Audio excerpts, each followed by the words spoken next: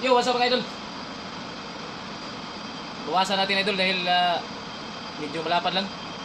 Mahaba yung to. Itong tulbit.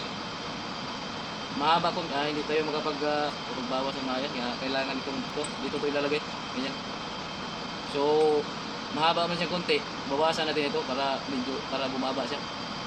Bawasan mga 2 mm siguro. So, palitan natin ito mga idol. Ito yung pangbawas dito. Ginagamit na tulbit.